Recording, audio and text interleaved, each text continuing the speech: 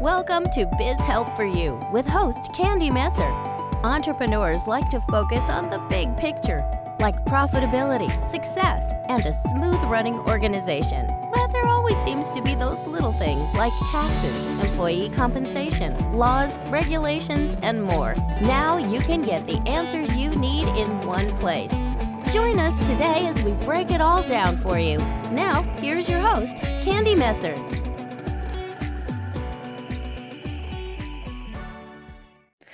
Hello and welcome to Biz Help for You with Candy Messer. Thank you for joining us today. I hope you enjoyed the topic of our last episode, Grow Your Revenue with a Smart Digital Marketing Strategy. If you are unable to join us and would like to listen to the show, links can be found on my YouTube and Facebook pages, as well as multiple favorite podcast platforms. If you'd like to receive notifications on when our podcasts have been uploaded, please like and subscribe. Now, let's learn a little bit about our guest today. James likes to think of himself as an artist of experience. His passion is to create transformational experiences for himself and others as a way to explore what it means to truly live fully alive. James helps you firmly establish the mental and physical courage needed to do difficult things while guiding you to activate your ability to leverage the good news that lies at the heart of both a win and a loss. Founder and creator of Weekly Wins and Losses, James helps people in their journey to embrace all of life, both wins and losses equally. So James, welcome to the show. Thank you so much. I appreciate it. I'm glad to have you here, and I'm looking forward to the conversation that we're going to have. But before I ask you any questions on the topic, I'd love for you to tell me just a little bit more about yourself and how did you even start coaching entrepreneurs? That's fantastic. Firstly, I am an entrepreneur, so in order to work with entrepreneurs, you have to be one.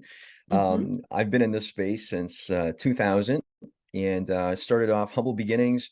Started my first business, and I love challenges, humble beginnings in the sense where I didn't have capital that I could leverage or assets to leverage. So banks denied me, how that goes in the beginning. Right. And I could have secured funding elsewhere, but I just decided to look at things a little differently. And so actually from that moment forward, every business that I have begun and I've bought and sold, whatever I've ever done, it has leverage starting off with virtually zero risk. And so I let the market dictate, is there an actual need and want for what I'm about to bring forward? And so the first business that I make it real quick that we launched, I was married, freshly married at 24. And my wife was a nurse at the time, and I got laid off from my job. And I thought a great opportunity for me to jump into the business arena. My dad had been a business individual for all his life.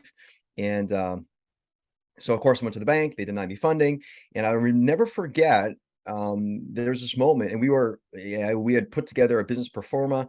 We were going to be building houses and sending them to different parts of the United States and also into Canada, in different places in Canada. And so it was a big undertaking, and I'd never done something like this. And a lot of people that I approached thought I was crazy because I had no experience in the field whatsoever. And to me, it isn't about what I've experienced about necessarily. To me, it's if you can take the ability and listen to what the human wants and craves and give them an amazing experience and bring together the experts within that. Anyway, to make a long story short, I remember there's this moment when I thought, well, my dream may die because I don't have the funding and we need to build, I think at the time was like $2 or $3 million worth of product so we could actually have something to show. And I remember sitting on the couch one day, my wife was at work, and I remember thinking to myself, gee, this just feels horrible that I may just lose this venture. I've been at it for like 8 months and giving my all to it. And then all of a sudden I just thought, well, just be curious, just stick with the loss for a second. You feel like you might lose this whole effort. And I just stuck with it. And I remember just sitting there and going, wow, this really would suck. And I think, can I be okay if it sucks? I'm like, yeah, I mean, this is what it is. And then I thought, well, now that I'm okay with the fact that it sucks, what else would I like to do? And I thought, well, maybe it's not the problem of receiving enough money or enough capital so that I can launch with other people. I wonder if there's available capital somewhere. Where would it be available? Because someplace it has to be. And I thought, well, my clients want to buy a house. So what happens if I would just ask for, and therein was created for me prepayments. And so people would pay me for the first third of the house. So I've never had a line of credit in business. I've always started off with zero. And every business that I do, I start off with zero. with, and to me that works super well. So anyway, that's kind of the core of it all. Yep. Right. Well, it's taking what could potentially be a negative and figuring out how to turn it around, be Hmm. creative, and do what True. you need to do. Yeah, that's good. So, we are going to talk today about, some of the healthy and unhealthy behaviors. So I would Mm. love for you to talk about first, like, what are some behaviors that we might view as healthy that really are not? Well, that's a really good question. I think I think what we tend to do as entrepreneurs is we really want something badly, which there's nothing wrong about that. I think a very unhelpful behavior is to let go of your values. Mm, And I think we all, whether we do work to discover what they actually are, we all to some degree know the things that light us up and the things that draw us down. mm-hmm, And I think we often are willing to trade in our highest values for that allure of momentary success and that hit. Like perhaps I could just win if I would just let go for half a second. And what's interesting, one of the things that I was really drawn to within your podcast, you talk about avoiding penalties and staying well within compliance. I think mm-hmm. to myself, Right. staying within compliance, I would just say I think we um we run into big trouble if we think we can entertain the thought of letting go of our values. Because as soon as we do that, that's when there's absolute need for enforcement, like penalties and Mm-hmm, compliance. You know what I mm-hmm. mean? And those two things are beautiful things that draw us right back to going, I should have known. And it's like we come back home. So Right. I think at the end of the day, we have to get really keenly and pristinely aware of the driving and motivating forces to why we do things. And we have to stress test. Are Mm-hmm, these things that align with our values? And if they do, I think that's good news then, because then when the moment comes when business gets difficult, because we all know it does get difficult, mm-hmm. then Right. then we'll have the energy to move forward and to move through it. Mm-hmm, That moment that happens again, not if, but when it happens, when it's like, do I really want to be doing this? You want to have all the resourcefulness within you activated. And so I think we really have to get deep down in that infrastructure, like way down deep. And we got to be like, okay, who am I? And stress test, is this actually what I want? And I think critically, the decision we make at the beginning, not to sell ourselves short long term. And mm-hmm. we go ahead. Mhm.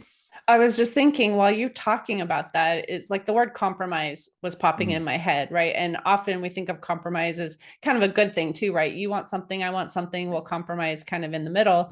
Mhm. But as you were talking, I was thinking, I think sometimes on the negative side, we compromise ourselves. Not that we compromise our values necessarily in terms of some of the interactions with other people, right? Like I say, I'm a person of integrity. If someone comes to me and wants me to kind of like hide some things in the books, I'm not going to do it. Right. Mhm.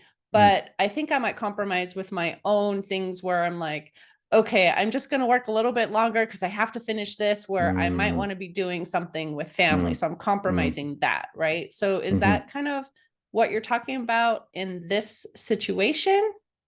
Yeah, I think a little bit of both, but yeah, to Mhm. to your play on that last part, um, gosh, why is it that we find ourselves sometimes being a little overdeveloped and maybe a little over eager when we reflect back and we're like, actually, I was maybe anxiously striving towards things. Like I'm a ferocious Mhm. achiever, but a non-anxious striver. I Mhm. strive, but not anxiously. Mhm. And I think when we realize that we've been pumping the tire and one tire, we have four rubber components that keep us going, like four Mhm. four wheels. And if we find that we've been really overinflating one tire, like we think that's the good news. The only thing is there will come a point in time of reckoning when we look over and be like, hey, the family here, like, or the kids that I had, they're out of the house now. And, Mhm. there's pay to play values. Like Mhm. I wanted something and I got what I wanted. Perhaps I could buy them three cars. Awesome. The only thing is those cars don't come home. All Those kids right. don't come home.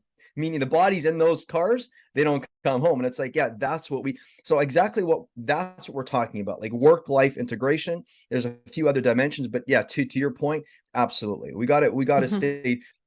We got to decide we're showing up to deliver X, because business is delivering. Let's be honest. Okay. Right.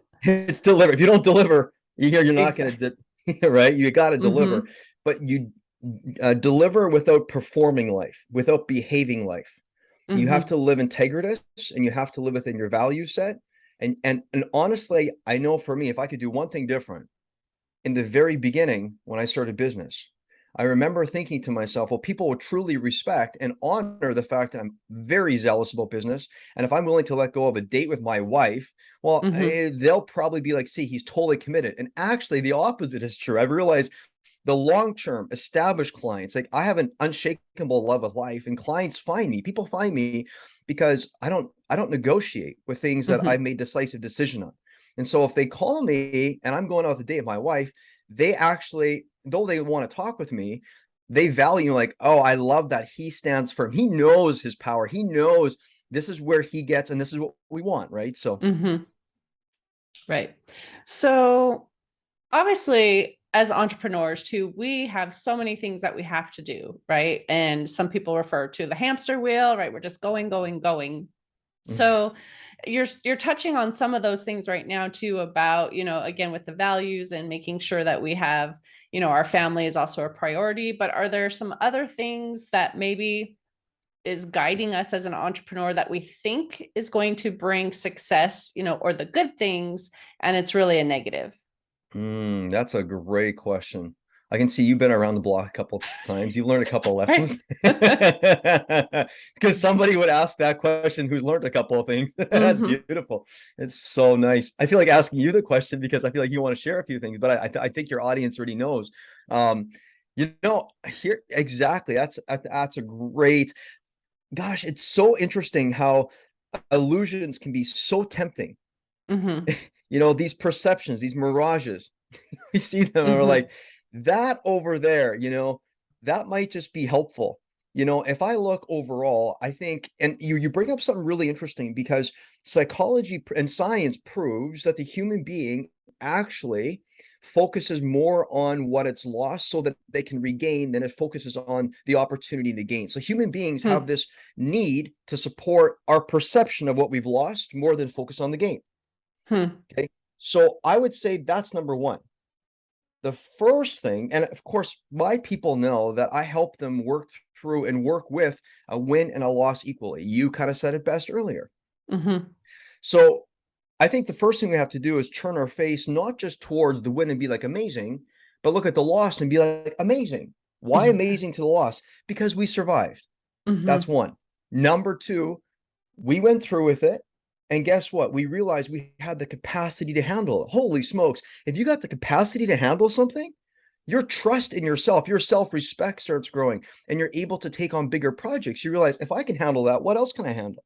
Mm-hmm. So when I think about this whole mirage of, you know, oh my goodness, perhaps I just want to focus here, but not there. That's a big problem. That's a big, Mm-hmm. big, big, big problem. Because Mm-hmm. if you ever want to activate your confirmation bias, the way you're going to do that very sufficiently and consistently, and it's going to fool you every single time, is when you say life is good when I win.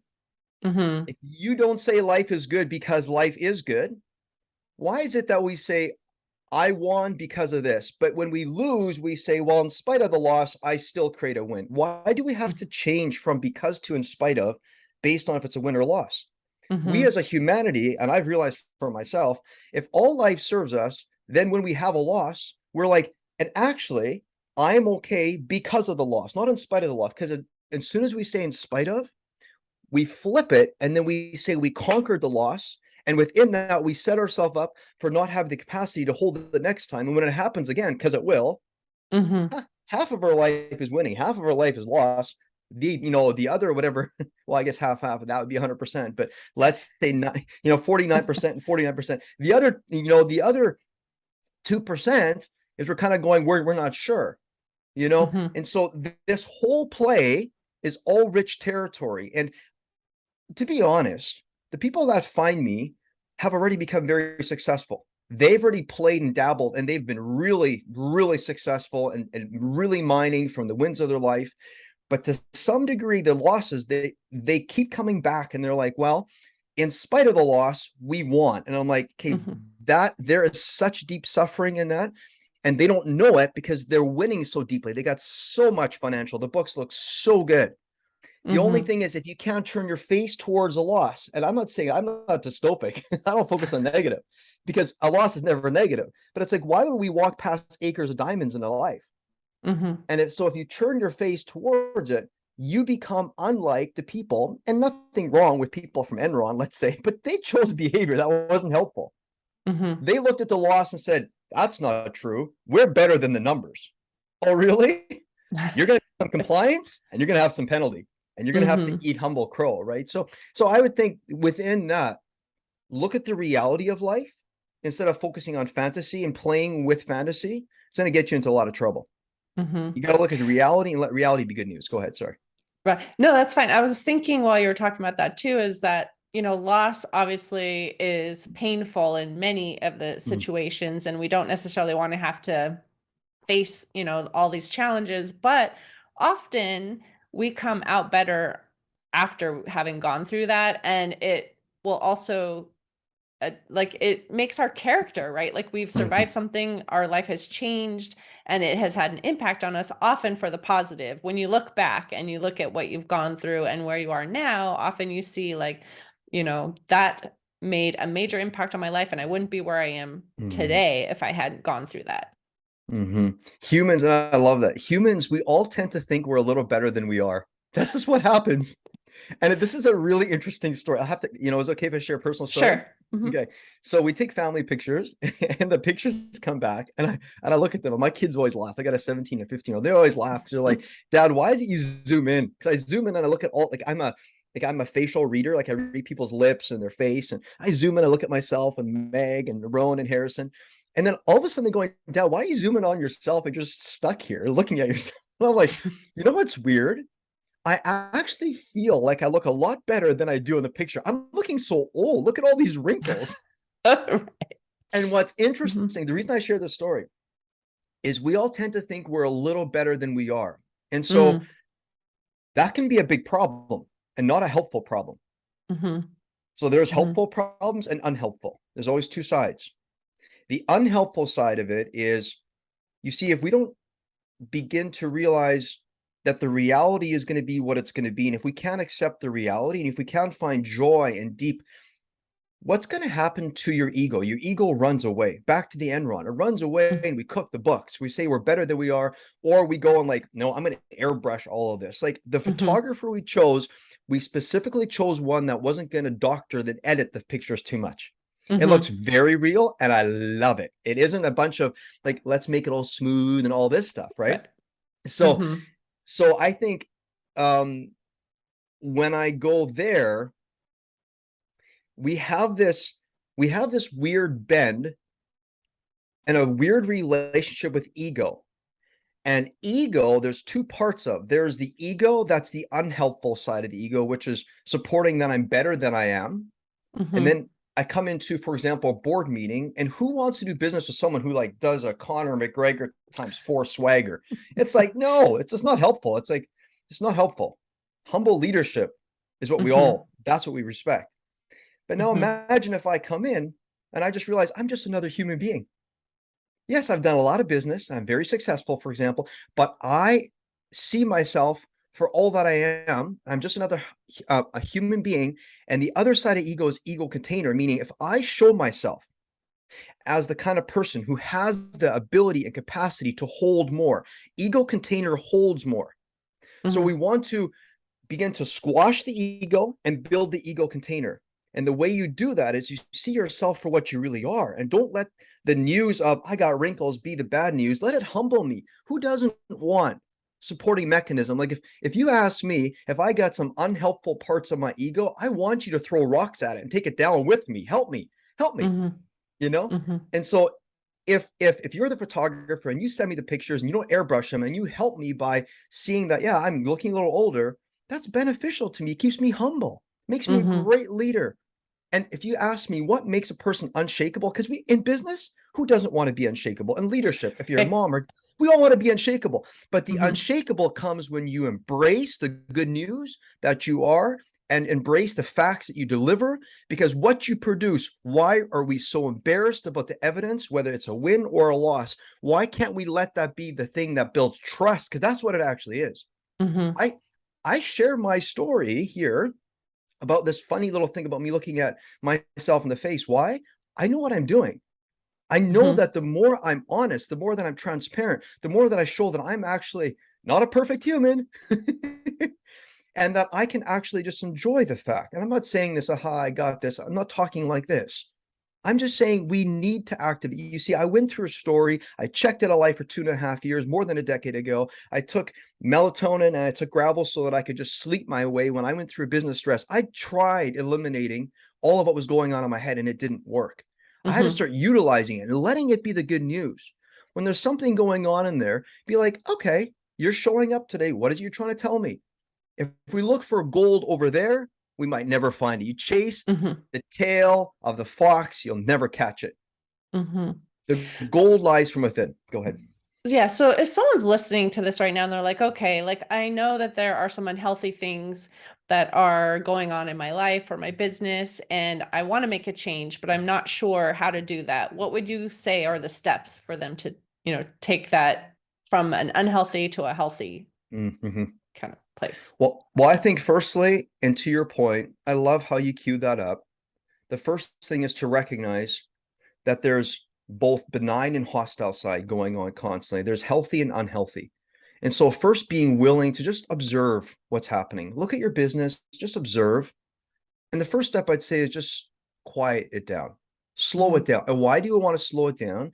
Because we want to increase the signal of who we are and reduce the noise of what's out there, because it can all be so much. Like whether you're somebody who's a business owner or business operator or both, is so much. We know this. It's just intense. It's Mhm. beautiful. Like there's so many tensions, right? But the first thing I would say is just slow it down for yourself. Go for a walk.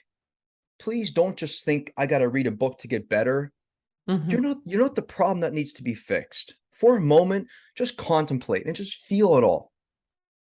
The myth of rationality is true. There's only 2%.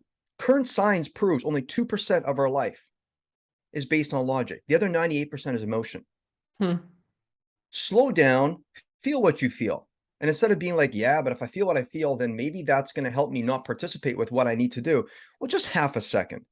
Why don't you just hear what's going on inside of yourself and let that be the good news and just feel it?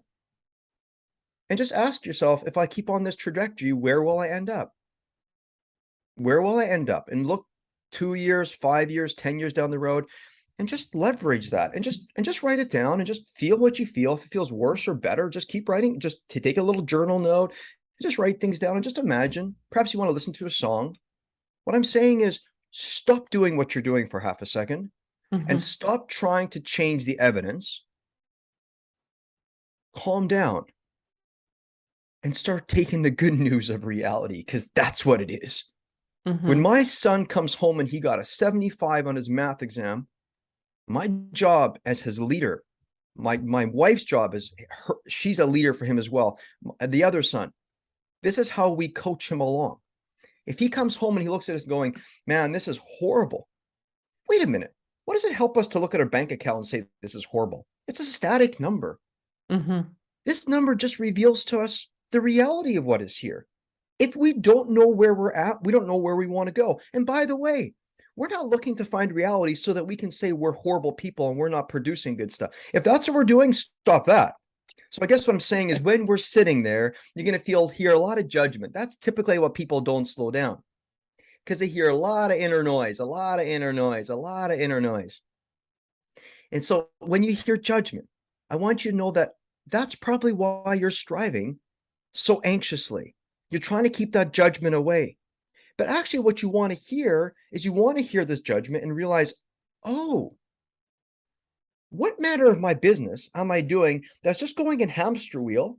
To be honest, subconsciously, I know what I'm doing. I'm just trying to delay that I don't want to see the reality. So first step Mhm. is slow it down, see reality. You're going to feel judgment come in. You're going to feel different things. And when you feel all those things, just look at it and say, this is normal, because it is normal. Everyone has felt the judgment that you feel.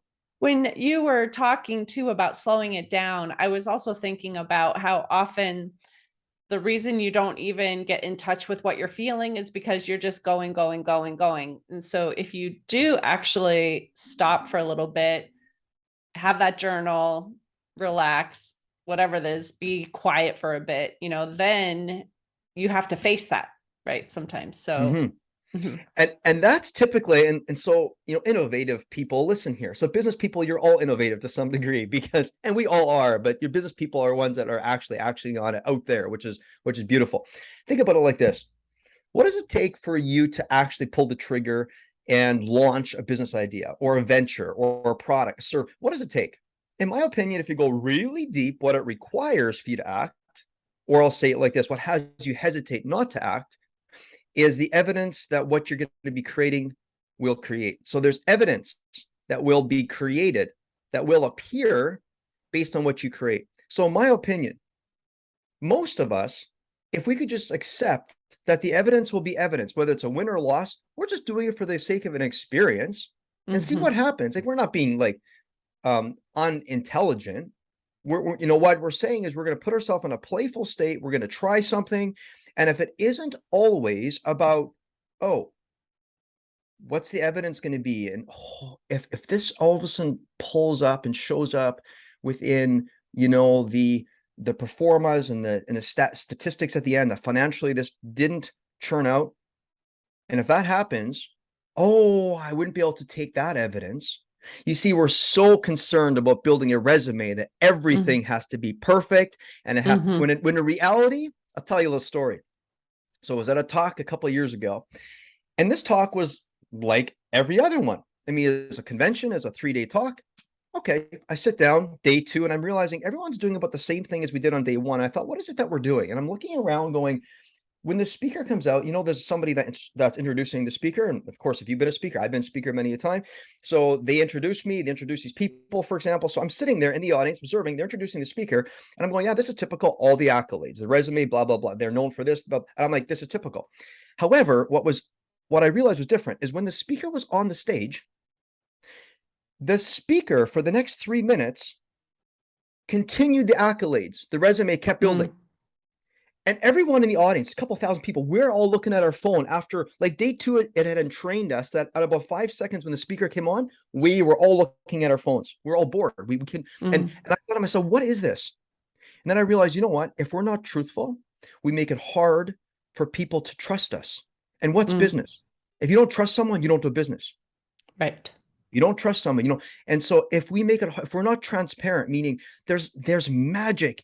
If you want to share with people goodness and have them want to do business with you, show them that you're a human, fully alive. And that means, listen, here's some areas that I've done great at, but here's some areas that I really struggle in. Because that's a real relationship. There will come a certain point where that person's going to know what you struggle with anyway. Just tell them. Right. And not always like, easy wow. to share that we're imperfect, but it's right? definitely, it's true that I think being vulnerable does draw people in often as well. And so, like I said, I mean, we're going to have our successes, we're going to have our losses, and we usually want to hide the losses, right? That's just the natural inherent thing in our personalities. But I know this is a lot of information. It's been super helpful, but I know we're going to be running short on time. So I wanted to make sure that I have the chance to ask if you have an offer that you would like to share with our listeners. Awesome. Yeah. And by the way, thank you so much for hosting. What's there not to love here with this show? I've listened to some of your work. Fantastic. So just keep on doing what you do. I love that. So it was just an absolute, privilege being here. So yeah, if people wish to track with my work, see who I am, just get to know me a little better. Perhaps you want to just go to my website. Very simple. Just go to www.jamesheppner.com. You can read a bit about me, and perhaps you want to drop me a line and just share a bit of a thought or two. It doesn't need to be anything more than, hey, I listened to the podcast, and these are some thoughts that I had, or here's what stood out for me. I always appreciate a hello. I'm a relational person. Be honest, I never used to be the way that I am now, but I love interacting with people. I just love it. I absolutely love it. Right. So, Mhm. let me say it like this. When you go to my website, you're going to, at some point in time, you're going to have this little pop-up. So sorry, but there will be a pop-up, and the pop-up just invites you, and that's the offer. It invites you, and this offer will expire. It won't stay for long. And it's a limited time. I've just chosen, let's be honest. In today's world, with the interest rates rising, with the crisis going on in Ukraine, and so much uncertainty in the marketplace, I've chosen to step forward and show up for you in just a bit of a different way. And that is, I'm making myself available to you for a no charge business life consultation. It's just a 30 to 45-minute check-in. Actually, no strings attached. So if Mhm. you choose not to work with me, that's not the point. The point is, you hungry, ferocious achievers out there, you know who you are. You know when you're feeling a little bit stuck. You know when you want to go the next level of achievement, like that next dimension of achievement. You know who you are. If you Mhm. want, reach out. Just like I say, go to that website, jamesheppner.com, and on there's gonna be a little pop-up, and I'm warning you, it will pop up. And so don't be surprised. Just type in your information, then we'll connect. Perfect. Well, thank you, James, for being a guest on my show and talking about your experiences on this topic. I appreciate it. No problem. Awesome. Thank you. I do want to thank the listener also for tuning in. I hope that you found this topic interesting, that answered some of your questions about distinguishing between healthy and unhealthy behaviors in a work environment.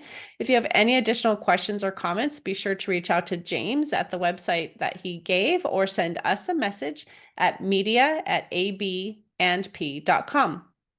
I hope you can join us for our next episode, learning how to effectively and efficiently protect your business. And please remember, you can connect with us on Twitter, Facebook, and LinkedIn. And my website is abandp.com. You can find the podcast posted on multiple favorite podcast platforms, including iTunes, TuneIn, Google, Stitcher, iHeartRadio, and Spotify. And would you please share our show with those you know and leave a review on your favorite platform? I'd really appreciate your support. Until next time, have a great day. Thank you for listening to Biz Help for You. Please join your host, Candy Messer, again next time. Have a terrific day.